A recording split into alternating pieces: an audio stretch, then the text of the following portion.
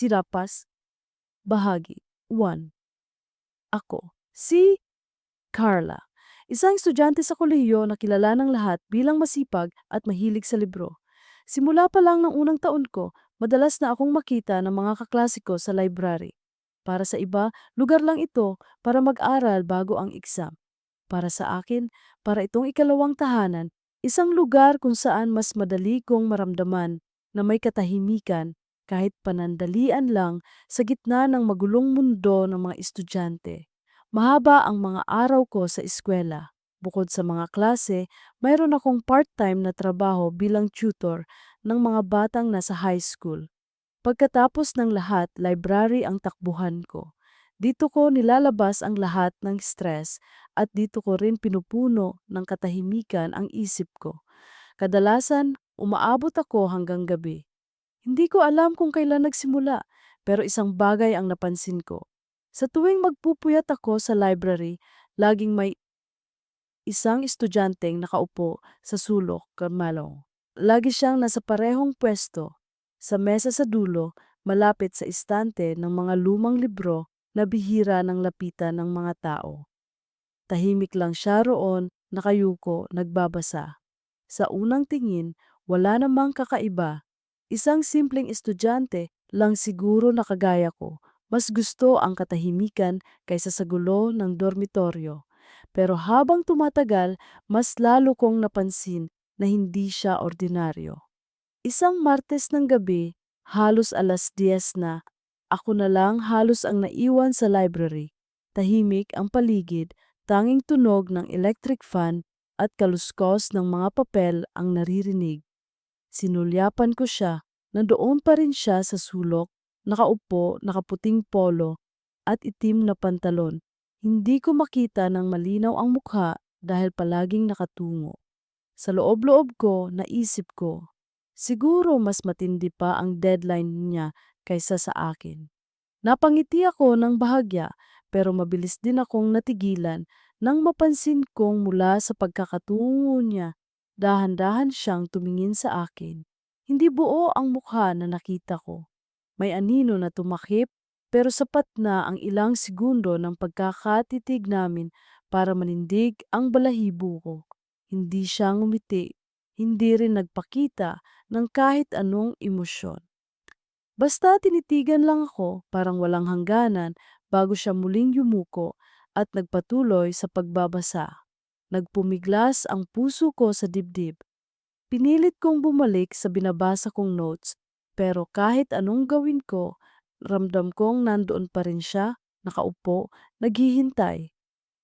Kinabukasan, tinanong ko ang mga kaklase ko kung may kilala silang estudyanteng laging nasa sulok ng library. Pero wala ni isa ang nakapansin. Siguro guni-guni mo lang dahil puyat ka lagi, sabi ni Leia, seatmate ko sa klase. Baka shadow lang ng shelf ang nakita mo. Hindi, may tao talaga roon, tugon ko. Nakasuot siya ng puting polo. Nagkatinginan na lang sila at natawa. Carla, baka in love ka lang sa misteryosong library boy, biro nila. Ngumiti ako pero sa loob-loob ko hindi iyon biro. Totoo ang nakita ko. Makalipas ang ilang gabi, muli ko siyang nakita. Lunes, pagkatapos ng mahabang araw ng klase at trabaho, napunta na naman ako sa library. Halos alas 9 na, kakaunti na lang ang tao. Ang mga ilaw ay may bahagyang kintab at ang hangin mula sa fan ay nagdadala ng amoy ng lumang papel. At nandoon na naman siya, parehong mesa, parehong posisyon, parehong anyo. Nakatungo, nagbabasa. Hindi ko alam kung anong nagtulak sa akin, pero ngayong gabi, nagpasya akong lapitan siya. Dala ang aking notebook, naglakad ako, papunta sa sulok. Ang bawat hakbang ko, umuugong sa katahimikan. Habang papalapit, unti-unting lumalakas ang kabog ng dibdib ko. Sa wakas nakarating ako sa mesa niya. Hi, mahina akong bati. Madalas kitang nakikitang nag-aaral dito. Ako si Carla. Walang sagot. Hindi siya gumalaw, nakayuko pa rin. Anong year mo na? Ang sipag mo magbasa? Dagdag ko pa. Pilit na pinapakalma ang sarili. tahimik pa rin. Ang kamay niya ay nakapatong sa pahina ng libro, ngunit hindi gumagalaw. Parang nakapako, kinilabutan ako. Para bang mali ang ginawa kong paglapit. Tumikhim ako, umatras ng kaunti at nagpaalam, "Sige, balik na ako sa mesa ko." Pagbalik ko sa mesa, agad kong dinampot ang mga gamit ko. Ngunit nang lingunin ko muli ang sulok, wala na siyang nakaupo roon. Wala kahit anong bakas na may tao roon kanina. Wala ang libro sa mesa. Wala ang bag, wala ang upuan na nakatabingi. Para bang walang sino mang nakaupo sa sulok na iyon. Nanigas ako sa kinatatayuan ko. Ang mga kamay ko nanginginig. Sa loob ng katahimikan ng library, naramdaman kong may malamig na hangin na dumampi sa batok ko. Kahit walang bukas na bintana, pinilit kong huwag lumingon. Pinilit kong huwag magpahalata. Pero sa gilid ng mata ko, nakita ko siyang muli. Nakatayo siya ngayon, hindi na nakaupo. At nakatingin siya sa akin. Sa isang iglap, pumikit ako, pilit na huminga ng malalim. At nang dumilat ako muli, wala na siya. Para bang naglaho lang siya sa dilim ng library. Mabilis kong tinapos ang ginagawa ko at lumabas. Habang naglalakad sa pasilyo, ramdam ko pa rin ang presensya niya sa likod ko. Ngunit pagdating ko sa labas, humampas ang malamig na hangin ng gabi sa mukha ko. At doon ko lang napagtanto. Hindi ko alam kung sino siya, hindi ko alam kung bakit lagi ko siyang nakikita. Pero sigurado ako sa isang bagay, hindi ako nag-iisa sa library tuwing gabi. Zablacos bahagi 2. Kinabukasan pilit kong kinalimutan ang nangyari. Ayokong isipin na may kakaiba o nakakatakot sa library. Lalo na't iyon lang ang lugar na pinagtataguan ko mula sa ingay ng mundo. Pero kahit anong gawin ko, paulit-ulit na bumabalik sa isip ko ang mga mata niya. Malinaw na malinaw sa alaala ko kung paanong nakatingin siya sa akin mula sa sulok. Walang galaw, walang emosyon, pero may bigat na parang tinutusok ang kaluluwa ko. Pagpasok ko sa klase noong umagang iyon, tinanong ako ng kaklase kong si Lea, "Carla, bakit parang hindi ka natulog? Ang itim na ng mata mo." Napangiti ako ng pilit. Nagpuyat lang. Ang dami kasing kailangan tapusin, ngunit hindi iyon ang buong katotohanan. Halos hindi ako nakatulog kagabi. Sa tuwing ipipikit ko ang mga mata ko, nakikita ko siyang nakatayo sa loob ng library. Nakatingin, hindi gumagalaw. Kaya't bago pa man ako tuluyang antukin sa kama, pinili ko na lang magising buong gabi. "Bawasan mo na kasi ang pagpupuyat sa library," sabi pa ni Lea. "Baka kung ano-ano na ang nakikita mo." Ngumiti ulit ako pero hindi ako sumagot. Paano ko ba ipapaliwanag na ang nakikita ko ay mas totoo kaysa magsan sa gusto nilang paniwalaan?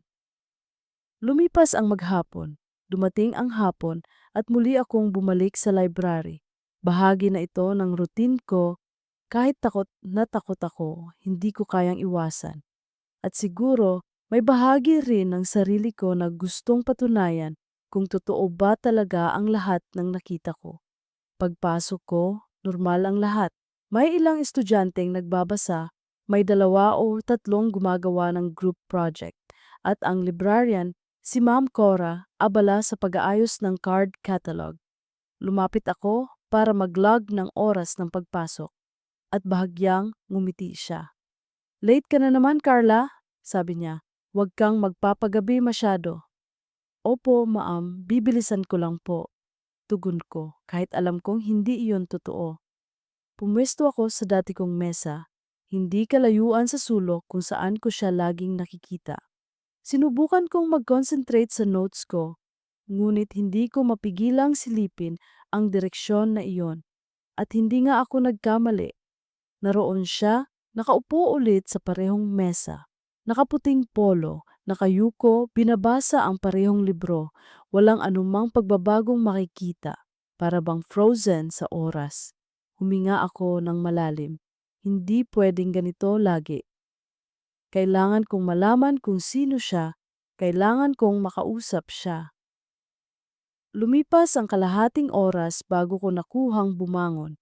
Dala ang notebook ko, lumakad ako papunta sa mesa niya. Katulad ng dati, bawat hakbang ay parang kumakalabog sa katahimikan. Pagdating ko sa harap niya, muli kong binati. Hi, ako si Carla. Madalas kitang makita dito. Anong pangalan mo? Tahimik. Hindi siya gumalaw. Inilapit ko pa ang sarili ko. Naririnig mo ba ako? Estudyante ka rin dito, di ba? Wala pa rin. Nakatungo lang siya. Sa inis at kaba, tumikhim ako at sinubukan kong sumilip sa mukha niya. Ngunit bago ko pa makita ng buo, bigla akong kinabahan nang maramdaman kong parang dumaan ang malamig na hangin sa pagitan naming dalawa.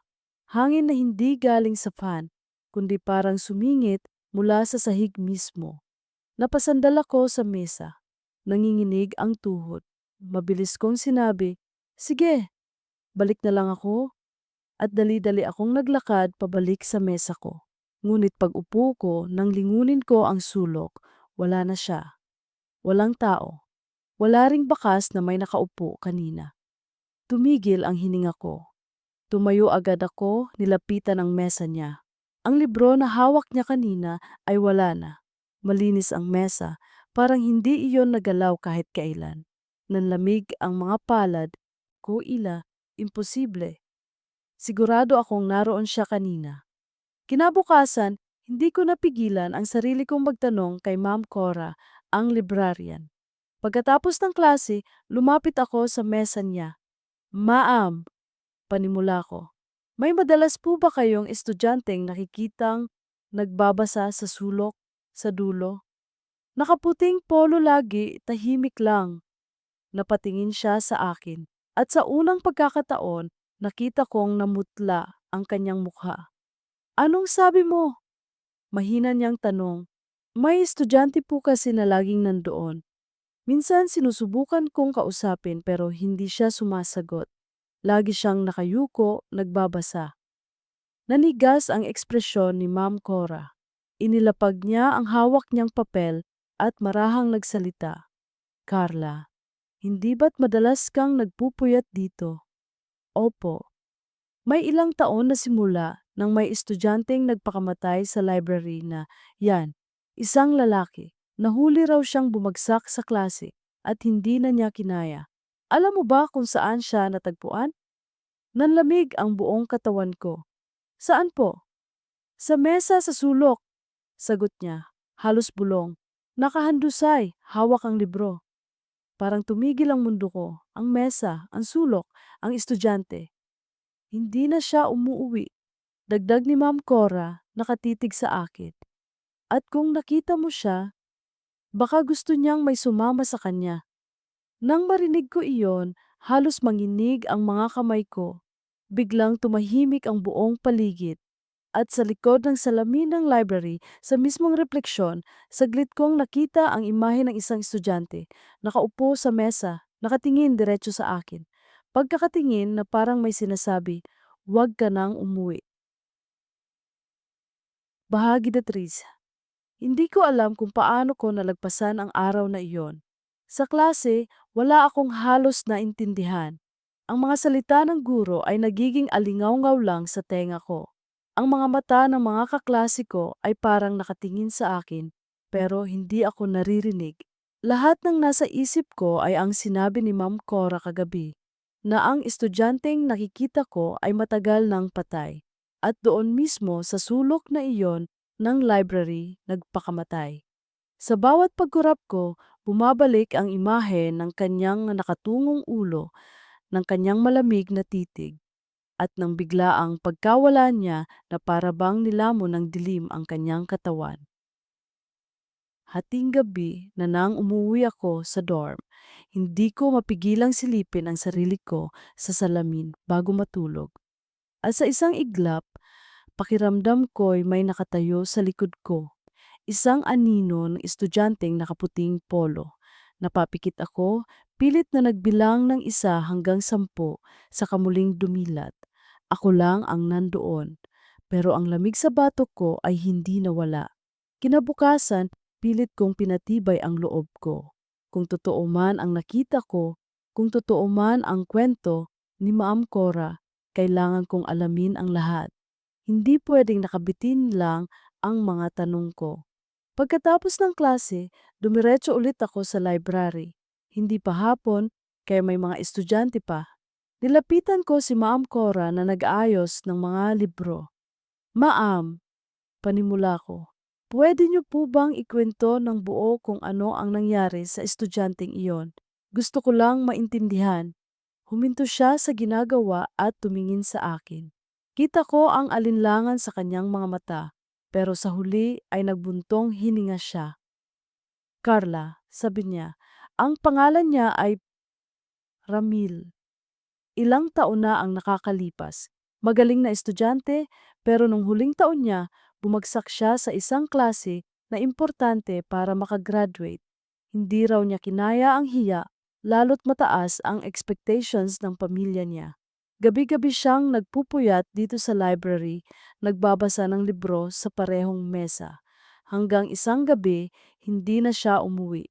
Kinaumagahan, natagpuan siya, nakasandal sa mesa, hawak pa rin ang libro, pero wala ng buhay.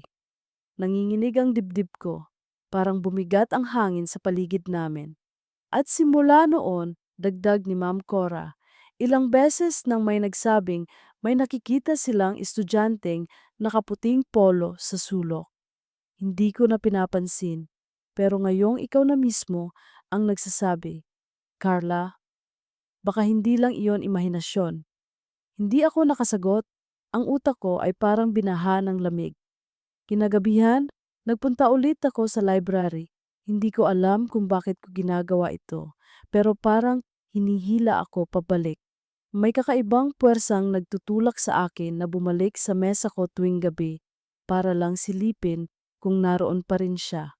At oo, nandoon nga siya. Nakaputing polo, nakaupo sa sulok, nakatungo.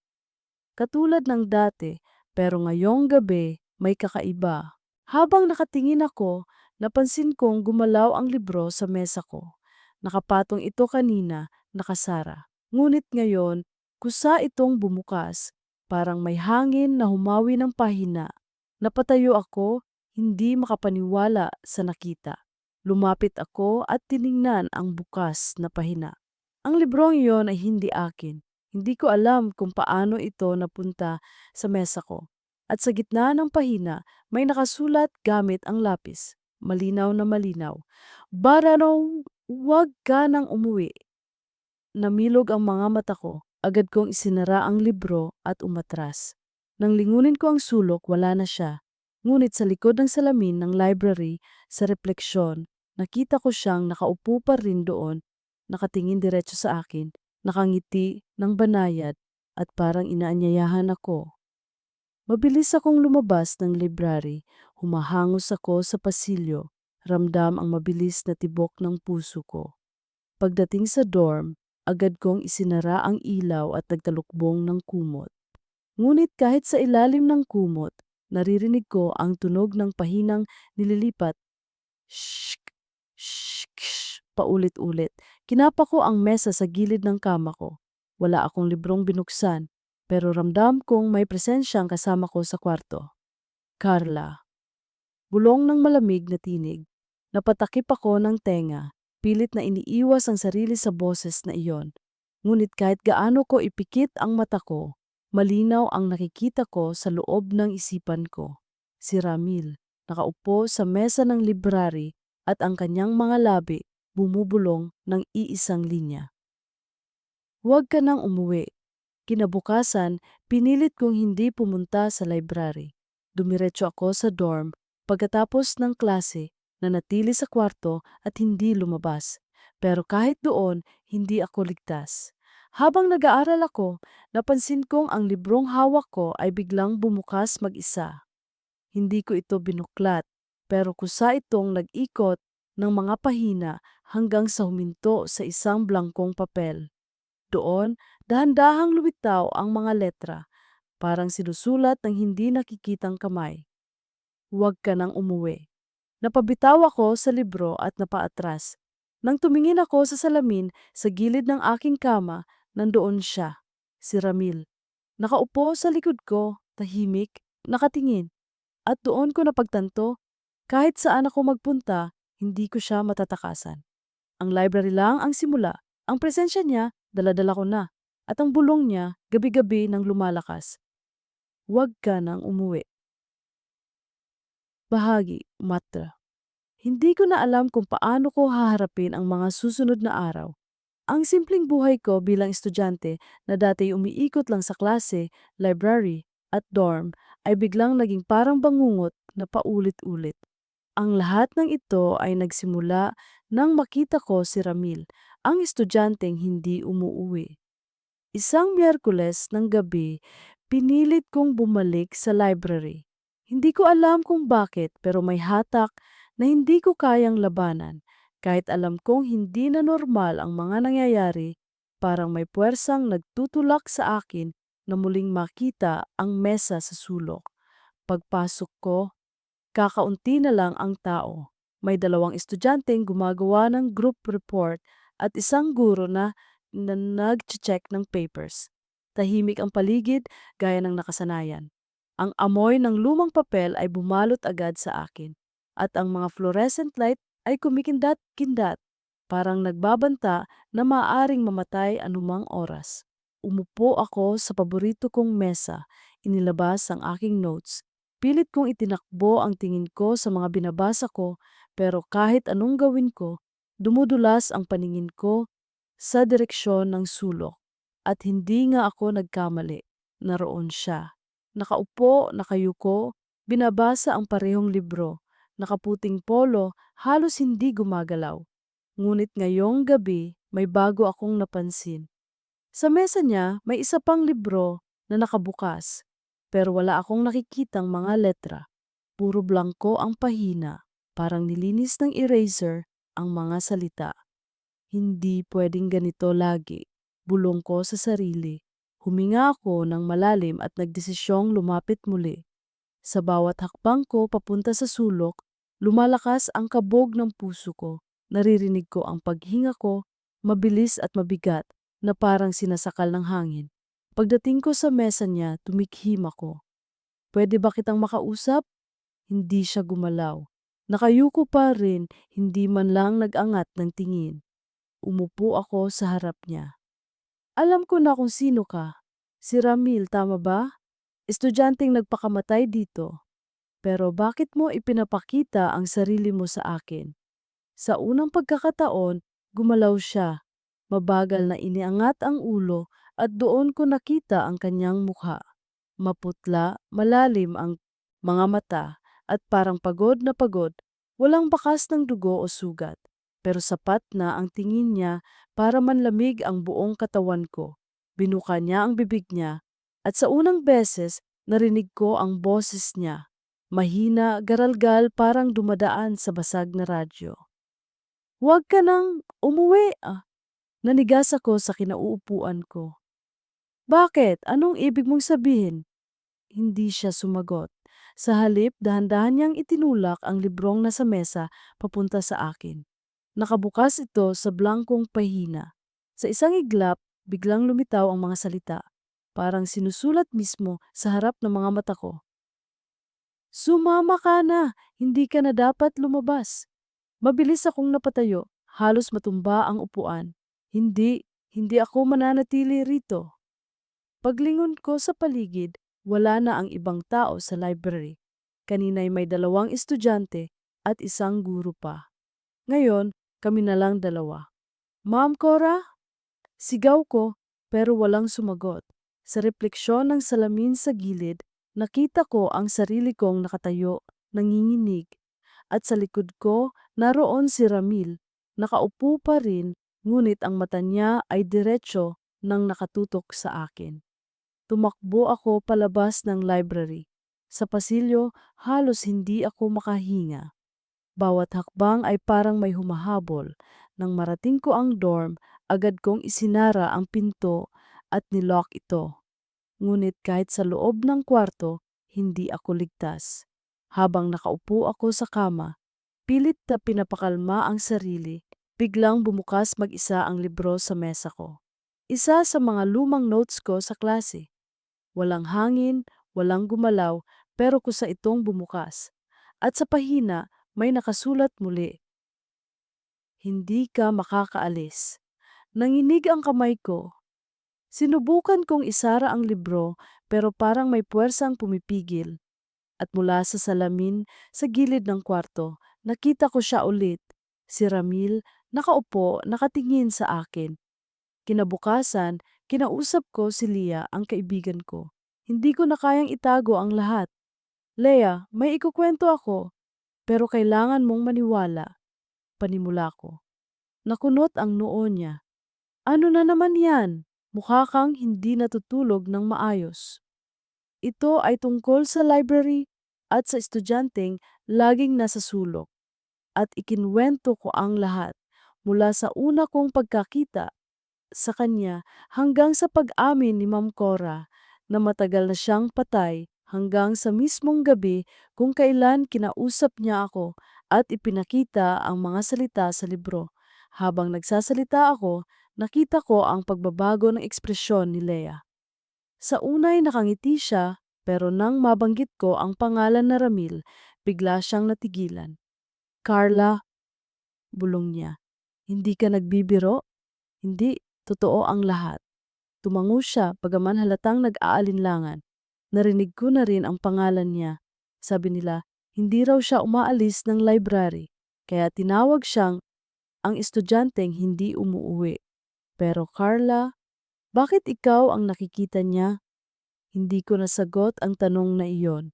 Kinagabihan, kahit anong gawin ko, bumalik pa rin ako sa library para akong hinihila ng isang tali na hindi nakikita. Pagpasok ko, tahimik ulit. Walang ibang estudyante. Si Ma'am Cora wala rin sa mesa. Tanging ang mga ilaw at electric fan lang ang kasama ko. Umupo ako sa dati kong mesa.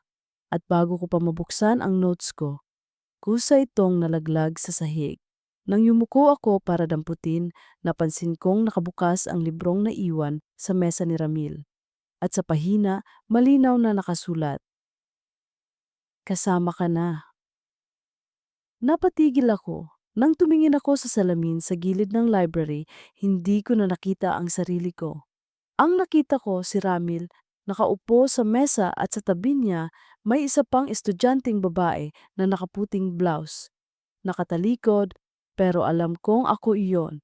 Nanlaki ang mga mata ko. Tumakbo ako palabas ng library, hindi na nag-isip. Ngunit habang tumatakbo ako sa pasilyo, narinig ko ang malamig na bulong na humahabol sa akin, dumarampi sa tenga ko. Huwag ka nang umuwi. At sa bawat hakbang, pakiramdam ko'y mas lalong lumalalim ang pagkakahawak niya sa akin. Parang may pisi na nakakabit na sa aking kaluluwa. Bahagi. Upas. Kinabukasan, pagpasok ko sa klase, ramdam kong iba na ang tingin sa akin ng mga kaklase ko. Hindi ko alam kung totoo o guni-guni lang, pero parang may bulungan sa likod, may mga matang sumusunod sa bawat galaw ko. Baka dahil na rin sa itsura ko, namumutla, may malalim na eye bags at parang wala sa sarili. Carla, ayos ka lang ba? Tanong ni Leah, sabay hawak sa braso ko. Ngumiti ako ng pilit. Oo, medyo pagod lang. Ang dami kasing requirements. Pero alam ko nang hindi iyon ang dahilan. Ang totoo, buong gabi akong hindi nakatulog. Sa tuwing ipipikit ko ang mga mata ko, naroon siya. Hindi na sa library lang, kundi sa mismong silid ko sa dorm. Nakaupo sa silya, nakatingin lang, walang imik. Kapag dumidilat ako, wala siya. Pero kapag muling pumikit, bumabalik. Para bang nilalaro niya ang manipis na pader sa pagitan ng panaginip at realidad. Pagkatapos ng klase, sinubukan kong umiwas sa library. Dumiretso ako sa kantin at doon na lang nagbasa ng notes. Pero habang nagbabasa, bigla akong narinig ang shh, shh, tunog ng pahinang nililipat. Napatingin ako sa mesa. Sarado ang libro ko. Sarado rin ang notes ko. Lumingon ako sa paligid. Walang kakaiba, mga estudyante lang na abala sa pagkain at kwentuhan. Pero sa sulok ng kantin, may bakanting mesa at saglit kong nasilayan si Ramil, nakaupo, nakatingin sa akin. Napakagat ako ng labi, napapikit. Nang dumilat ako, wala na siya. Imposible na. Kahit saan ako pumunta, nandyan siya. Kinagabihan, hindi na ako pumasok sa dorm. Nagdesisyon akong manatili muna sa bahay ni Lea. Lea, baka puwede akong makitulog dito. Hindi ako mapalagay sa kwarto ko, sabi ko sa kanya. Agad siyang pumayag. Sige, dito ka na lang muna. Pero Carla, seryoso, baka kailangan mo nang magpatingin. Parang sobra na. Gusto kong tumawa pero hindi ko nagawa. Kung makita mo siya, Lea, hindi mo rin sasabing imahinasyon lang. Nagbuntong hininga siya at niyakap ako. Sige, basta dito ka muna. Sa gabing iyon, magkatabi kaming natulog. Una sa mahabang panahon, nakaramdam ako ng kaunting ginhawa. Pero sa kalagitnaan ng gabi, nagising ako. May malamig na hangin sa loob ng kwarto ni Lea. Kahit sarado ang bintana, dahan-dahan akong lumingon at doon ko siya nakita. Si Ramil. Nakaupo sa gilid ng kama, nakayuko, nakatingin sa akin. Hindi ka makakatakas, bulong niya. Napasinghap ako, napatingin kay Lea pero mahimbing siyang natutulog. Sinubukan kong igalaw ang katawan ko pero nanigas ako. Para akong naipit sa gitna ng gising at panaginip. Huwag ka nang umuwi, ulit niya, mas malakas. At bago ko pa man makasigaw, biglang dumilim ang lahat. Nagising ako sa umaga, pawis na pawis. Si Lea nagtatakang nakatingin sa akin. Carla, anong nangyari? Umiyak ka habang natutulog. Tapos kaninang madaling araw, parang may bumubulong ka raw. Nanlaki ang mata ko. Narinig mo? Tumango siya, bagaman halatang kinakabahan. Pero wala naman akong nakitang iba sa kwarto. Carla, baka may dala kang sumpa. Hindi ako nakasagot. Hindi ko alam kung tama siya. Ang alam ko lang, kahit saan ako pumunta, dala ko si Ramil. Kinahapunan, hindi ko na natiis. Binalikan ko si Ma'am Cora sa library. Ma'am, sabi ko, nanginginig ang boses, hindi ko na po kaya. Lahat ng lugar nakikita ko siya, kahit hindi na sa library. Napatitig siya sa akin, halatang natataranta. Carla, nagkamali ako nang sabihin kong basta-basta lang ang kaluluwa niya. Hindi lang siya multo na nagpapakita. Kaluluwang nakakulong siya rito, naghahanap ng kasama. Kaya tinatawag ka niya, bakit ako? Halos sigaw ko. Umiling siya. Hindi ko alam. Pero Carla, tandaan mo, kapag sumagot ka sa tawag niya, kapag sinabi mong oh, kahit sa isip lang, hindi ka na makakabalik. Nanlamig ang buo kong katawan. Baka nga sa mga panaginip ko, matagal ko nang nasasagot siya. Kinagabihan, bumalik ako sa library. Hindi ko alam kung katapangan o kabaliwan, pero kailangan kong harapin siya. Pagpasok ko madilim na, naka-off na ang kalahati ng mga ilaw, walang tao. Tahimik na tahimik, ang mga istante ng libro ay parang pader ng mga aninong nakamasid. Dumiretso ako sa mesa ko, at naroon siya, si Ramil. Nakaupo, nakatingin, naghihintay. Huwag ka nang umuwi, wika niya, mababa ang boses. Nilakasan ko ang loob ko. Bakit ako? Bakit ako ang pinili mo? Ngumiti siya, ngiting malamig at walang buhay. Kasi ikaw lang ang nakaririnig, ikaw lang ang nakakakita. Anong gusto mo? Kasama. Nanindig ang balahibo ko. Hindi ako sasama. Tumayo siya mula sa pagkakaupo at sa unang beses nakita ko siyang gumalaw ng buo. Mahaba ang hakbang, mabigat ang presensya. Lumapit siya sa akin hanggang sa maramdaman ko ang lamig ng kanyang hininga sa mukha ko. Sumama ka na, huwag ka nang umuwi.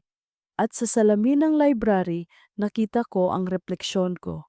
Pero hindi ako mag-isa. Nandoon ako at sa tabi ko si Ramil nakahawak sa balikat ko.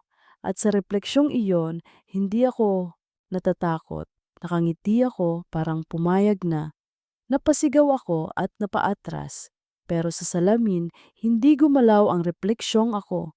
Nandoon pa rin, nakangiti, habang dahan-dahang pumapasok sa tabi ni Ramil. Tumakbo ako palabas ng library, halos mabaliw.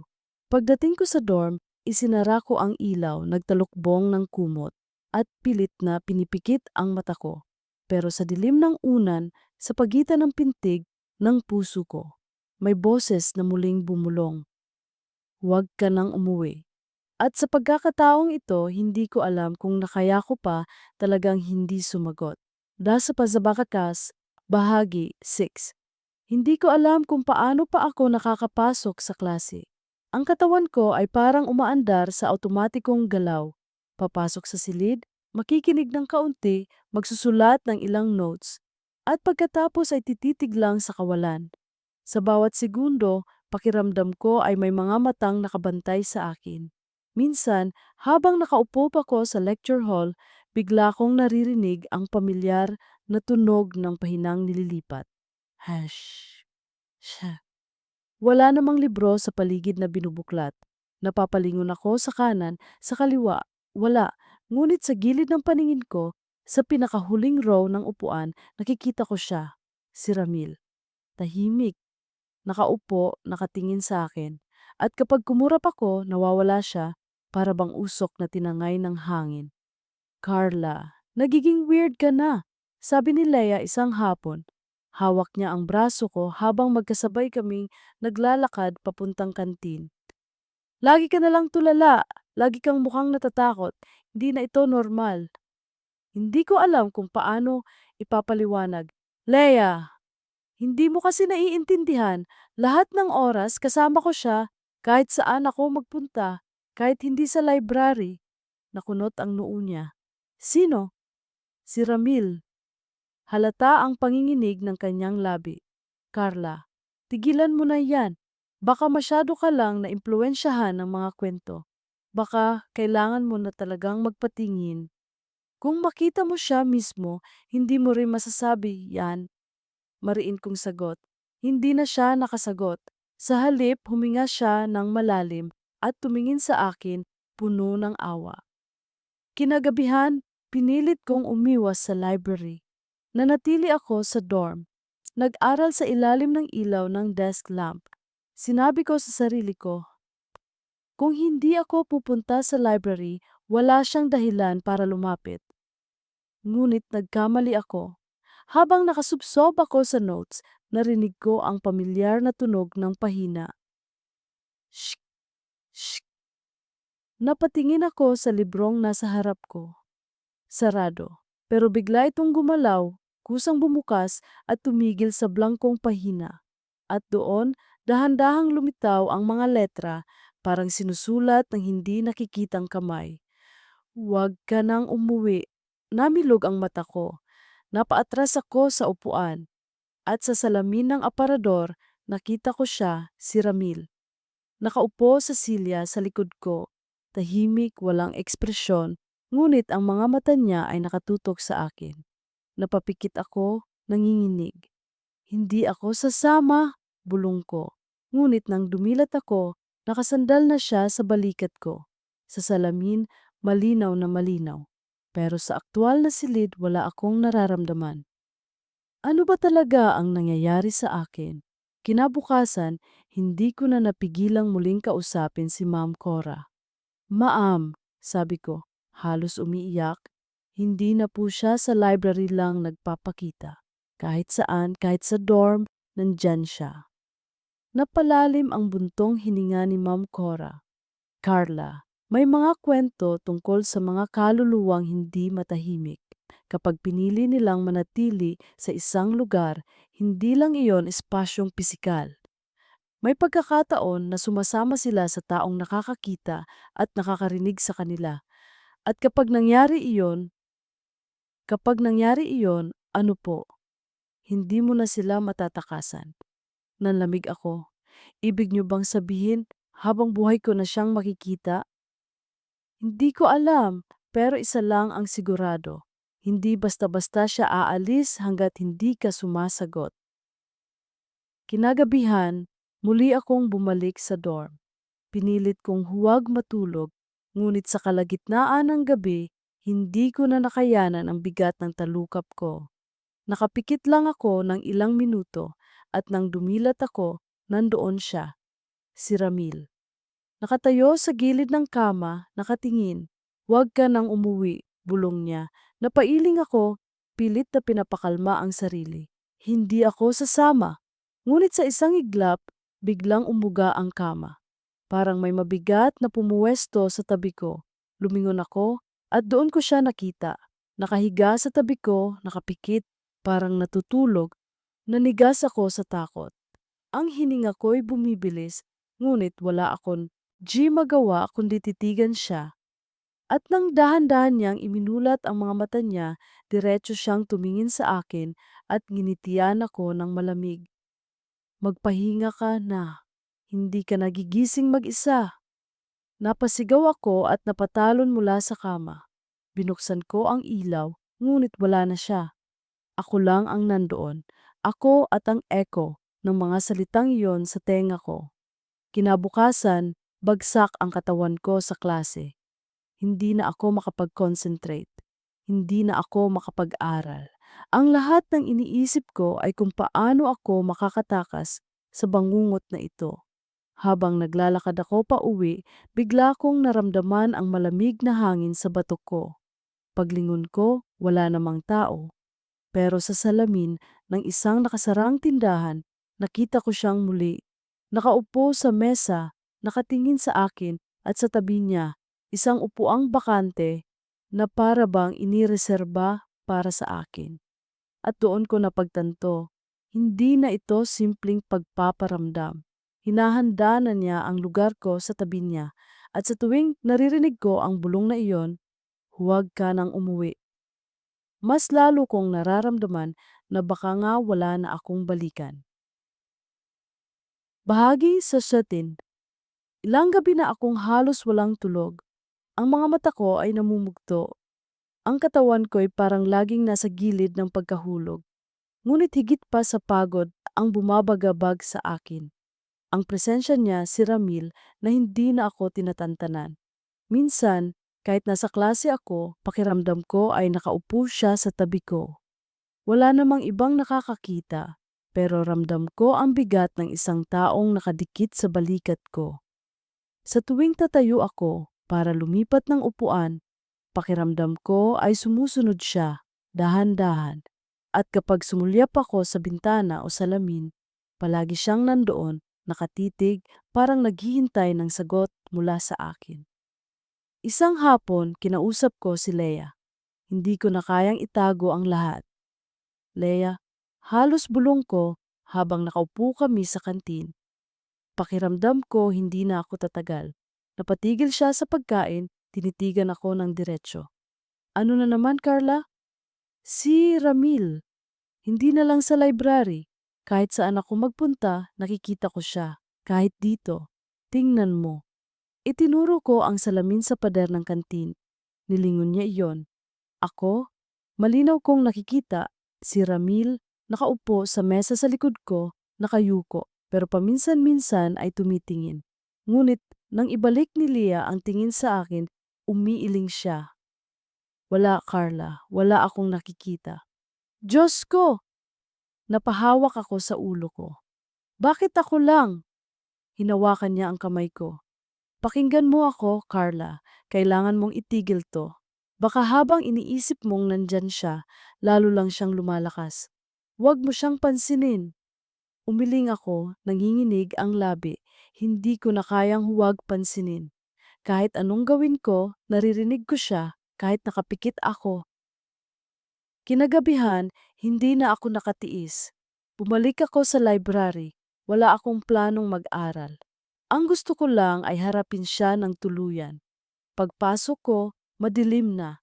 Ang ilang ilaw lang ang bukas at si Ma'am Cora ay wala na. Tahimik na tahimik. Ang mga hakbang ko ay umaalingaw-ngaw sa kahabaan ng pasilyo. At doon sa dulo nakita ko siya, si Ramil. Nakaupo sa parehong mesa, nakaputing polo, nakayuko sa libro. Para bang walang nagbago, mula nang una ko siyang makita. Lumapit ako. Hindi na ako natatakot tulad ng dati. O marahil, sobra na akong takot kaya hindi ko naramdam ang kaba. Naupo ako sa harap niya. Ramil, panimula ko. Ano ba talaga ang gusto mo sa akin? Dahan-dahan siyang tumingin. Ang mga mata niya, malalim, tila hukay na walang hanggan. Binuka niya ang bibig niya at nagsalita. Huwag ka nang umuwi. Bakit? Halos sigaw ko. Ano ang mangyayari kung umuwi ako? Hindi siya sumagot. Sa halip, itinaas niya ang kamay niya at itinuro ang librong nasa mesa. Kusang bumukas iyon at sa pahina lumitaw ang mga letra. Sumama ka na. Nanlamig ako. Oh, sumama saan? Ngumiti siya, mapait, malamig. Kung saan ako? Napalunok ako. Ibig mong sabihin, sa kamatayan? Hindi siya sumagot, pero sapat na ang tingin niya para makumpirma ko. Tumayo ako, nagmadaling umalis. Ngunit, nang linggunin ko ang salamin sa gilid ng library, muntik na akong matumba. Sa refleksyon, hindi ako nag-iisa. Nakita ko ang sarili kong nakaupo sa tabi ni Ramil, nakangiti, hawak-hawak ang kanyang libro, at sa ibabaw ng mesa nakasulat ang parehong mga salita, "Huwag ka nang umuwi." Napaatras ako, halos mabangga ang isang estante ng libro. Nang tumakbo ako palabas, ramdam kong sinusundan ako ng malamig na hangin at sa tenga ko, paulit-ulit na bumubulong, sumama ka na. Pagbalik ko sa dorm, halos hindi ako makahinga. Sinubukan kong humarap sa salamin at doon ko nakita, hindi na ako mag-isa. Sa likod ko, malinaw ang anino ni Ramil. Nakalapit siya, halos dumikit ang kanyang mukha sa balikat ko. Hindi ka makakatakas, bulong niya. Sinubukan kong takpan ang salamin, pero kahit anong gawin ko, naroroon siya. At sa bawat minuto, mas lalo kong naramdaman ang bigat sa dibdib ko. Parang hinihila ako papalapit sa kanya. Kinabukasan, halos hindi na ako nakapasok sa klase. Ang katawan ko'y parang pinupunit ng pagod at takot. Si Lea, nag-aalala na, halos pwersahin akong pumunta sa klinik. Carla, please, hindi ka na normal. Kailangan mo ng tulong. Pakiusap niya. Pero hindi ko siya sinagot. Alam kong kahit saan ako pumunta, hindi ako ligtas. Hindi ito sakit na kayang gamutin ng doktor. Ito'y sumpa. Huling gabi bago ang exams, muli kong naramdaman ang malakas na hatak. Bumalik ako sa library kahit anong pilit kong iwasan. Pagpasok ko, madilim. Tanging ang buwan sa labas ang nagbibigay ng ilaw sa loob. At sa mesa sa sulok, naroon siya. Nakatayo na ngayon, hindi na nakaupo.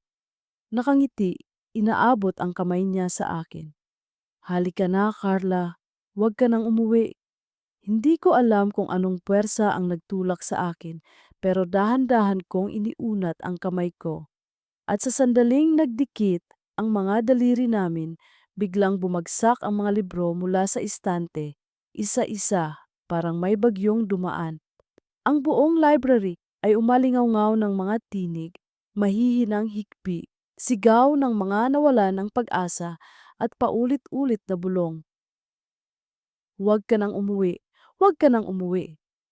Napasigaw ako, ngunit sa loob ng sigaw na iyon, naramdaman ko ang kakaibang ginhawa. Para bang sa unang pagkakataon, hindi na ako nag-iisa. At bago pa man ako makawala, naramdaman ko ang malamig na mga braso ni Ramil na yumakap sa akin mula sa likod. At sa salamin ng library, nakita ko ang sarili kong nakatayo sa tabi niya at nakangiti. Bahagi 8. Nang magdikit ang mga daliri namin, para akong humawak sa tubig na yelo na may sariling pulso. Iyon ang unang bumungad, isang lamig na hindi basta lamig kundi alaala. Mula sa mga buto ko, gumapang ito paakyat sa balikat, hanggang sa batukan ng utak kung saan nakadikit ang takot at pagod, at mga gabing hindi natulog. Doon niya ako niyakap, hindi sa laman kundi sa isip, hindi sa balat kundi sa alaala. At sa sandaling iyon, Parang ako at ang library at si Ramil ay iisang paghinga lang. Pumutak ang mga spine ng libro, nahulog ang mga tomo sa sahig, at ang buong gusali ay humuni na parang malaking dibdib na pumipintig. Sa pagitan ng pag-uga ng mesa at pakpak ng kurtina, may daan-daang bulong ang nagbanggaan, nagtagpi-tagpi. Mga pangalan, petsa ng exam, apelyido ng mga guro, sigaw ng magulang sa telepono, bawi na lang sa finals. Kumain ka muna, wala tayong perang pang-extend. Sa gitna ng lahat, umahon ang iisang linya, pinakamaingay sa lahat ng mahihinang tinig. Huwag ka nang umuwi. Bakit? Tanong ko at nagulat ako dahil ang tinig na lumabas ay parang gawa rin sa alikabok ng aklat. Bakit kailangan kong manatili? Dahan-dahang kumalas si Ramil sa pagkakayakap, ngunit hindi binitawan ang kamay ko. Wala pa ring init ang palad niya, ngunit sa hudyat ng hawak parang may ipinapasang hiling na hindi kayang sabihin ng bibig. Itinaas niya ang baba niya at sa unang pagkakataon, hindi nahungkag ang mata niya. May latak ng liwanag na parang naligaw. Kapag umuwi ka, sabi niya, mahina, pupunta ka rin dito. Sa huli, dito pa rin ang hinto. Hindi lahat, sagot ko. Bagaman nanginginig, may mga umuuwi at gumigising kinabukasan. Nagigising, pag-ulit niya at tumawa ng walang tinig. Ngunit may naiiwan, may munting bahagi dito sa salamin. Tinuro niya ang dingding ng library na gawa sa salaming itim kapag gabi. Tuwing papasok ka kapag hapon, tinitigan mo na ba kung gaano karami ang refleksyon na hindi mo kilala? Akala mo ilaw lang o anggulo? Hindi. Mga pagod yun, mga talukap na napigtas, mga pagbukas ng pahina na walang kamay. Umigting ang mga ugat sa sentido ko. Sa salamin, nakita ko kaming dalawa, ako at si Ramil, magkatabi sa gitna ng malamlam na buwan. Pero sa mismong gilid, parang may ikatlong anino. Babaeng nakaupo, balikat ang nakikita, buhok na nakatali. Iko siya kabisado, ngunit ang posisyon niya pamilyar. Nakaharap sa aklat, hindi natapos ang pahina. Naramdaman ko ang biglang paghila ng hangin sa loob ng baga ko. Parang may umagaw ng hininga. Hindi ako pwedeng manatili. Sagot ko, inilingkis ang daliri ko upang makawala. Marami pa akong gagawin. May exam, may buhay. Buhay? Tanong niya at ang salitang iyon sa bibig niya ay parang lumang tala sa index card na mababasa mo pa kung iilawan ng mas malapad na lampara. Ano yan kapag ang lahat ay pahina at hinga at luha? Hindi ko alam kung ano ang nagudyok. Takot, sama ng loob o pagod. Ngunit sumigaw ako. Hindi ako ikaw. Kumaluskos ang buong library. Parang dinamba ng hangin ang mga estante. Sa sahig, bumangga sa paa ko ang isang librong bumagsak, bumukas sa gitna. May pahinang maputi, sa dilim, parang may nagsusulat ng lapis. Carla. Tatlong guhit, walang apelyido, walang paliwanag. Hindi mo ako kailangan, sabi ko. Binitiwan ang kamay niya at hindi ko rin kailangan ang pahinang ito. Sa salamin, hindi gumalaw ang refleksyon ko. Nakangiti ang nakakarla sa loob, nakatagilid sa kanya, hawak ang librong hindi ko hawak sa totoong mesa. Siya ang bersyon na sumama, ako ang bersyon na nagsasalita. Parang sabay kaming umiral sa dalawang gilid ng salamin. Isang ako na pagod at humahabol pa, at isang ako na payapa, ngunit malamig. Parang napako sa pahina. Carla. Ang boses na tumawag ay hindi kay Ramil. Kilala ko ang tonong iyon, pahaba at maingat, may edad at bigat na sanay sa katahimikan ng libro. Si Maam Cora. Ango siya mula sa pasukan, nakasindi ang maliit niyang sulo. Walang ilaw ang ibang bahagi. Naglakad siya mabagal papalapit sa amin. Anak, hindi ka dapat nandito nang ganito kahuli. Nandito na ako, banayad kong sagot. At nawindang ako dahil sa loob ng sagot ko, may isa pang himig na sumabay. maliit parang sabit ng hangin na nagsabing, "Oo, dito ka na." Tinitigan ako ni Ma'am Cora sa katiningnan si Ramil. Hindi niya kilala ang anyo nito o baka nga nakikita niya. Ngunit sa paraan ng pagtaas-baba ng dibdib niya sa pagpikit na mapanalangin, alam kong may alam siya sa nilalaman ng dilim sa gusaling ito. Ramil, maingat niyang wika. Parang nangingilatis kung maaalala pa siya ng isang batang umalis sa klase nang hindi nagpapaalam. Kung ikaw nga yan, huwag mong hilahin ang mga bata. Hindi ko sila hinihila, sagot ni Ramil, ngunit ako ang nakarinig, hindi si Ma'am Cora.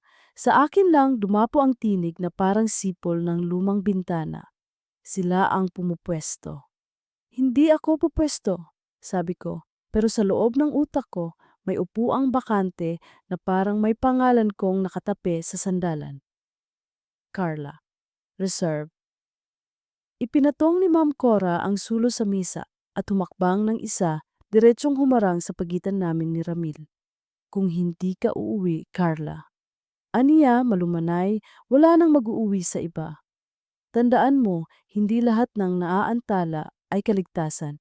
Minsan, itong paghinto ang mismong pagkawala. Uuwi. Nailing ako na pangiti ng kaunti sa pait. Parang malayo ang uwi, ma'am. Kahit sa dorm, nandun siya. Sa bintana, nandun siya. Sa salamin, nandun siya. Kahit nakapikit, kasama ko siya. Ang ibig sabihin ng umuwi, sagot niya, ay pumili kung nasaan ang laman mo. Kailangan mong ibalik sa katawan mo ang oras. Paano? Hindi pa siya sumasagot. Nang biglang sumabog ang ilaw sa kisame. Isang kislot lang sumindi sa kamuling namatay. At sa saglit na liwanag na iyon, nagbago ang posisyon ng lahat. Nasa tabi ko si Ramil at nasa likod ko si Ma'am Cora. Sa salamin, kabaligtaran. Nasa tabi ni Ramil ang ako at si Ma'am Cora, nakatingin sa walang katapusang hanay ng mesa, para bang may hinahanap na iba pang pangalan. Sumama ka na, bulong ni Ramil. Hindi banta ang tunog, kundi paanyaya ng taong sawang-sawa ng mag-isa. Pagod ka na rin, Carla. Totoo, sabi ko, at doon ako natakot, dahil totoo nga. Pagod na ako. Ang kalamnan ko, parang papel na paulit-ulit na pinilas at pinagdikit. Ang utak ko, parang pahinang maling-mali sa ilalim ng dilaw na ilaw. Sa first year pa lang, tinuruan na kaming kumapit sa libro. Sa huling taon, natutunan naming kumapit sa kape, pero walang nagturo kung paano kakawala sa isang boses na galing sa mismong lugar na akala mo ay kaligtasan mo. Carla, muling sabi ni Ma'am Cora, kung may boses na kumakaway sa gabing ganito, may isa pang boses na katulad mo ang timpla. Ang boses mong hindi pa nahuhulo, pakinggan mo. Ngumuso ako, pinikit ang mata. Sa likod ng pandinig, naroon ang kortinang sumasayaw, ang mga paang dumadaplis sa sahig ng pasilyo, ang pagpitik ng fluorescent. At lampas sa lahat ng iyon, malayo at pamilyar, may boses, malambot, mabagal, halos memorya. Si Leia. Nagtatawanan kami sa kantin, hinahati ang isang pirasong pandesal, naglalaro ng ballpen sa pagitan ng kamay. Carla, sabi niya, dito ka muna, huwag kang mawala sa akin. Binuksan ko ang mata ko, hindi ako mawawala. Sagot ko, hindi kay Ramil, kundi sa boses na humila sa akin pabalik sa katawan ko. Hindi pa ngayon. At sa mismong sandali ng pangungusap na iyon, may nangyari. Hindi malakas, hindi dramatiko. Parang dahan-dahang pagkakahulog ng buhok mula sa suklay. Ang library ay nagkibit balikat at ang salamin ay nagbura ng isang linya. Sa tabi ni Ramil, ang ako sa loob ay kumurap at ang ngiti niya ay nabawasan ng isang piraso, parang nilagyan ng pambura. Sumigaw ang hangin, isang ungol ng bagay na nasablay ang hila. Si Ramil humakbang ng isa pabalik. Hindi niya ako binitiwan, ngunit humina ang kapit. Hindi, mahinahong sabi niya, at doon ko siya unang narinig na may puot, hindi sa akin, kundi sa mundo. Hindi niyo naintindihan. Kapag umuwi siya, iiwan niya ako. Iiwan niya kaming lahat. Hindi ka iniwan, tugon ni Ma'am Cora. At sa unang pagkakataon, may luha sa gilid ng mata niya. Ikaw ang unang umalis. Napatingin si Ramil sa kanya. Bumuka ang bibig niya, ngunit walang lumabas. Tumingin siya sa salamin at doon, sa pinakagilid, naglabasan ang iba pang hugis. Binata sa varsity jacket, babaeng nakalanyard ng org, lalaking may kurbang likod sa bigat ng bag, batang nagpapabasa sa remedial corner. Mga anino silang parang nakapila, nakalingon, naghihintay ng sagot. Iyon ang twist na hindi ko inasahan. Hindi lang pala si Ramil ang hindi umuwi. Marami sila, mga hiwa-hiwang piraso ng gabi na ayaw ng isara ang libro, hindi dahil mahal nila ito, kundi dahil takot silang makita ang umaga. Kung sasama ako, tanong ko, walang laban sa boses, anong mangyayari? Wala, sagot ni Ramil. At napakahinang ng ngiti ang lumitaw sa labi niya, pagod na pagod. Walang klase, walang pagod, walang iba. Walang iba, ulit ko, at ngumiti rin, hindi sa kanya, kundi sa katotohanan ng pangungusap. Nay, walang iba. Ang ibig sabihin ay walang liya, walang tawanan, walang amoy ng kape, walang ulan sa bintana ng kantin, walang tawa ng guro sa maling sagot, walang text ng kapatid na, "Ate, tulong naman." Walang saya sa pagkatuklas ng sagot matapos ang 2 oras. Walang iba ay walang mundo. Huminga ako ng malalim. Hindi ako sasama. Carla, halos isang hika ang boses niya. Huwag ka na. Uuwi ako, putol ko. Sumigaw ang library. Hindi ko alam kung saan ang galing ang hangin, ngunit hinipan kami nito, binuksan ang mga pahina sa mga mesa na parang mga pakpak. Pumutla ang ilaw, sumindi, namatay, at sumindi ulit. Sa salamin, naghilera ang mga hugis at nagkapira-piraso ang mga ngiti, parang mga gilid ng pahinang pinilas. At sa gitna ng kaguluhan, may kamay na humawak sa kamay ko mula sa likod. Hindi malamig, hindi mabigat, mainit. Carla, tinig ni Lea, hindi mula sa memorya, mula sa pasilyo. Nakatakbo siya, hinihingal may bantay sa likod na guard na hindi marunong kumibo sa ganitong gulo. Dumiretso siya sa akin, hindi niya ininda ang libro sa sahig at niyakap niya ako puno ng luha. Diyos ko, umuwi na tayo. Mula sa yakap na iyon, tumingin ako kay Ramil. Ang mukha niya ay hindi galit, hindi ko alam kung ano. Parang piraso ng ulap na hindi makapagdesisyon kung uulan. Patawad, mahinang sabi ko. Hindi ko alam kung bakit kailangan kong humingi. Ayokong iwan ka, pero ayoko ring mawala. Ibinaling niya ang tingin sa salamin. Kung may luha ang mga tulad niya, hindi ko nakita. Ngunit ang mga balikat niya ay bumigay, sandaling-sandali lamang, at doon ko naramdaman ang bigat ng hindi masabing kasaysayan. Ang pangungulila sa sarili, ang pangungulila sa tahimik na gabi na walang tumatawag sa telepono, ang pangungulila sa umagang hindi naabot. Uuwi ka. Sabi niya, hindi tanong, hindi pakiusap. Kaya mo. Tumango ako. Kaya ko. Kapag bumalik ka sa gabi, tumingala siya at parang kinilatis ang buwan na dumidikit sa salamin. Huwag ka nang pumasok. Napangiti ako ng kaunti, mapait, sapagkat alam kong hindi iyon pangakong madali. Pero sa gabing iyon, kayang-kaya ko. Sige, sagot ko. Hindi muna. Lumapit si Ma'am Cora M. Arahang kinuha ang mga bumagsak na libro, nilagay muli sa mesa. Ramil, sabi niya, marahang parang tinatawid ang isang tulay sa pagitan ng taon. Kung kaya mong manahimik, manahimik ka muna. Kung may kailangan ka, ilagda mo sa pahina ng libro na may pahina pa, hindi sa blangkong papel na nadidiliman. Tumingin siya sa kanya saka sa akin at pagkatapos ay tumalikod. Sa salamin, nakapwesto pa rin ang ako sa loob, ngunit mas malabo na.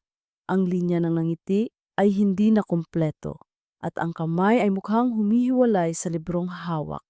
Parang unti-unting lumalakad pabalik ang liwanag sa balat nito. Lumakad kami ni Leia palabas. Sumunod si Maam Cora. Sa pinto, tumingin ako muli. Si Ramil, nakatayo sa mesa, hindi na nakaupo. Itinaas niya ang palad, hindi kaway ng paanyaya, kundi paalam. Ibinaba ko ang ulo ko bilang sagot at umalis kami. Umaga, ang liwanag ay parang gamot na tinimplahan ng asukal. Sa dorm, hindi ako agad natulog. Nagsindi ako ng maliit na ilaw at nagsulat sa isang index card.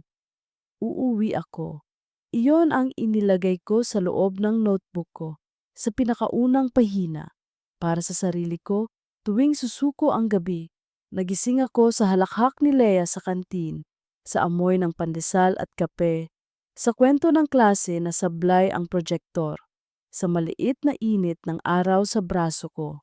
Sa buong araw, walang pahinang kusa ang bumukas, walang salaming may ibang mukha sa likod ko. Ang katawan ko ay mabigat pa rin pero hindi nahukay, mesa na may paa, pwede pang ilipat. Hapon, sumilip ako sa library, hindi pumasok. Nandoon si Ma'am Cora, nagwawalis ng mga alikabok na parang usok ng gabing nakaraan.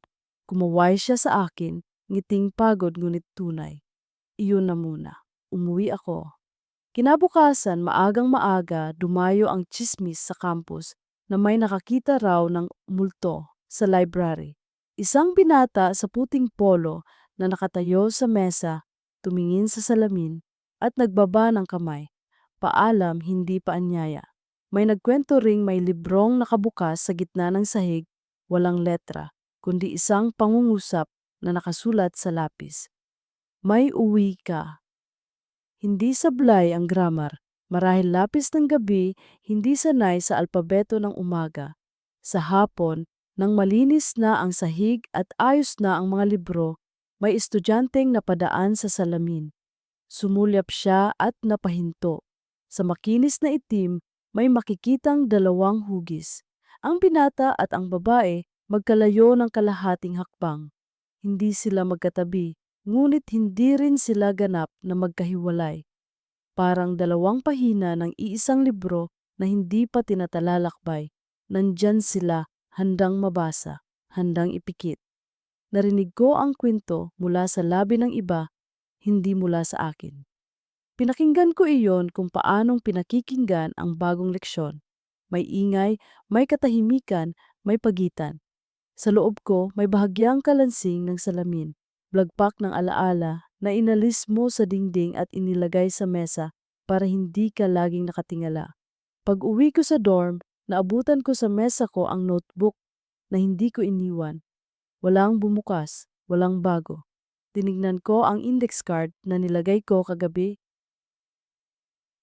Uuwi ako. Hindi pa kupas ang tinta, hinaplos ko ang pabalat at pumikit.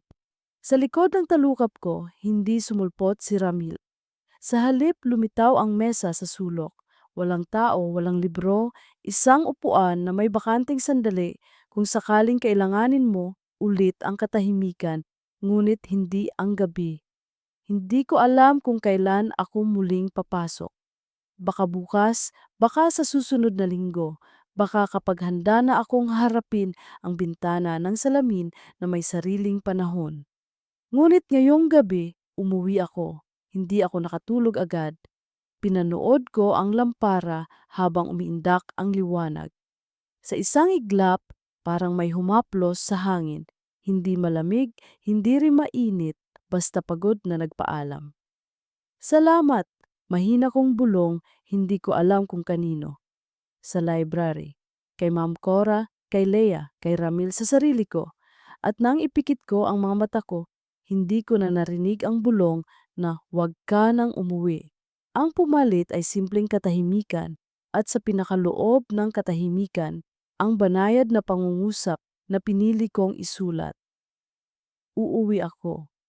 Kinabukasan, may nakakita raw sa salamin ng library ng bagong refleksyon. Babaeng nakatayo sa pasukan, hindi pumapasok, may ngiting kaunti lang ang liit. at sa mesa sa sulok may librong nakabukas na hindi na blanko. Doon, sa ibabang kaliwa, may dalawang titik na inukit ng mahina.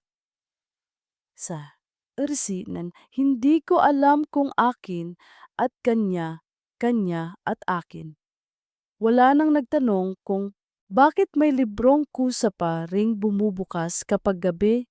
Wala na ring nagtataka kung bakit mas maliwanag ang hapon kapag may estudyanteng tumitig muna sa salamin bago pumasok. Sapat na sa lahat na malaman, may mga kwento na nagtatapos hindi dahil sinarhan mo ang aklat, kundi dahil natutunan mong ilapag ito at umuwi. At kung may gabing mabigat ang paghinga ng library, may magbubulong mula sa loob, hindi na utos, hindi na paanyaya. Paalala lamang sa sinumang natigilan sa pahina. Huwag ka munang umuwi kung pagod ka pang humakbang, pero kapag kaya mo na, umuwi ka. Sa sarili ko, tinandaan ko ang ritmo. Hinga, pahina, hakbang. At sa umaga sa salamin ng bintana ng dorm, nakita kong ako lang ang nandoon. Ngunit sa pinakagilid, isang kumikindat na liwanag na pamilyar, parang paalam na hindi na kailangang sagutin.